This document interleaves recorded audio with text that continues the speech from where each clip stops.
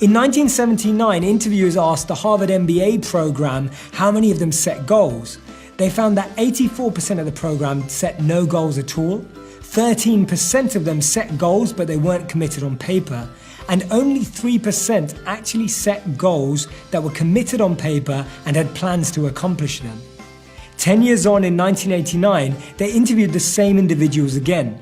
The results were absolutely staggering. They found that those 13% who set some goals but hadn't had them down on paper were making twice as much as the 84% who had never set a goal.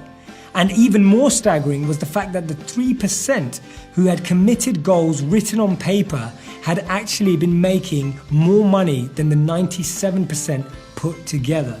Today's session is all about how you can make those goals. I'm going to share with you 3 questions that will help you reflect on the goals that maybe you've already set for the new year, or maybe goals that you're about to set. The first question you need to ask yourself is, are your goals too vague and are they not specific enough? The reason why I ask this is because maybe one of your goals is to get fit. Now, when you say that, do you mean as fit as a model? Do you mean as fit as Cristiano Ronaldo? Do you mean as fit as an athlete? How do you define fit? Or is it just fit enough to walk up your stairs without feeling tired?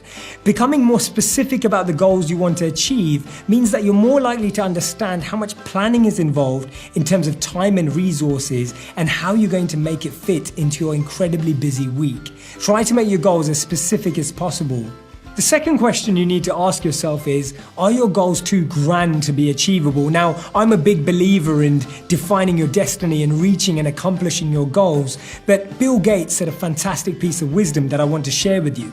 He said that actually people overestimate what they can do in 1 year and underestimate what they can do in 10 years. We always feel that we can make a bigger change quickly by impulsively acting rather than building blocks that will actually be great foundations for future success. What you need to do this year is actually try and find digestible blocks of work, little pieces of action that will help you effectively bring about change in small areas of your life. When these add up and build together, you'll gain momentum, and that will affect things in the future for you as well. The third question you need to ask yourself is, are you surrounded by the right people and are you influenced by the right people? If, for example, your goal is to give up chocolate, it won't help if you work at a chocolate factory, you live next to a chocolate manufacturer, your best friend loves chocolate, and you're making chocolate cake on the weekends. It's just not going to be possible. You need to be spending time with people who have the same goal, but also people who've achieved that goal and made it into a habit. Are you aware of the little milestones that you need to reach to incentivize you daily? We need to feel inspired by our goals every day, and if you're feeling that your goal is too far away or a tangible outcome is in too far a distance, you need to make it closer. You need to be noticing and observing the small things, the small changes that you can be grateful for that you see every single day or every single week. Make sure you know your milestones, otherwise you're going to get lost. A goal without a plan is just a wish, and Tony Robbins said that setting goals is the first step in turning the invisible into the visible, and therefore you really need to write your goals down.